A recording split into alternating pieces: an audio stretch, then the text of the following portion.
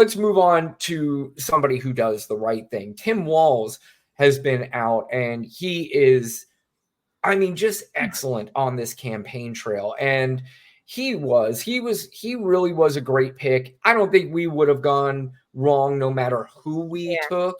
But Tim Walz, man, you talk about somebody that just resonates with people. People like him. He's a likable person. He is relatable, and he knows how to talk at these rallies. He was just at one recently, and here he was up on the stage. And again, he's just really, really good at this. I know. We all know this. I remember a time when Republicans talked about things like freedom. They meant it. They would never turn their back on our allies. But that's not these guys. Trump and Vance, when they talk about freedom, means government should have the freedom to invade every corner of our life. They talk about small government, small enough to be in your bedroom, small enough to be in your exam room, small enough to be in your library, telling you the things that you should make decisions about. So let's be very clear. Where I come from and where you come from as neighbors, we respect differences. That's your opinion. Look, we're sitting here together, Brewers and Twins fans, Vikings and Packers. If you don't get the sports references, that's a big deal. Vikings and Packers fans sitting in the same room together. Look, we respect it. But on things like healthcare and what books I read and democracy, we all live by that very simple golden rule. Mind your own damn business. Mind your own business.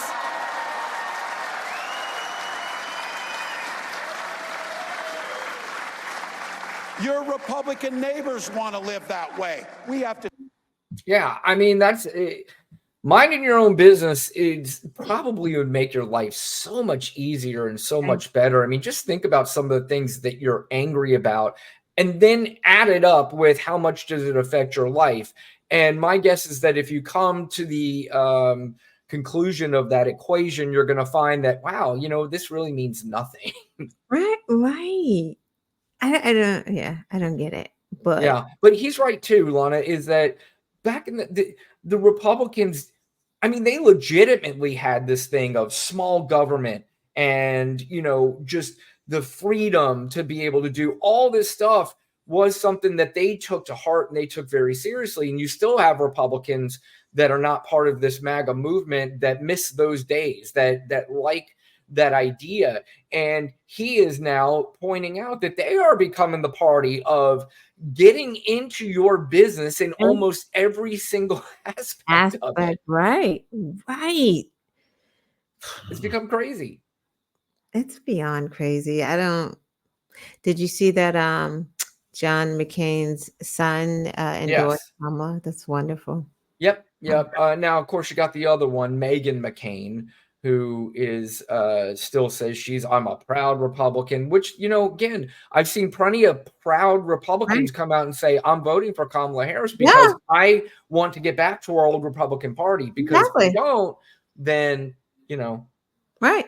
And you can still be a proud Republican and not vote for Trump, because Trump is really not a Republican. We just don't know. He's an opportunist.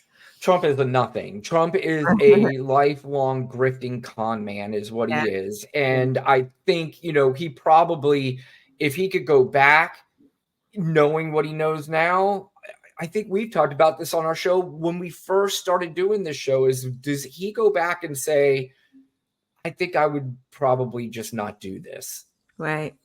I don't know. He never threw his hat in, and none of these indictments, none of that would have ever happened. Yeah, right.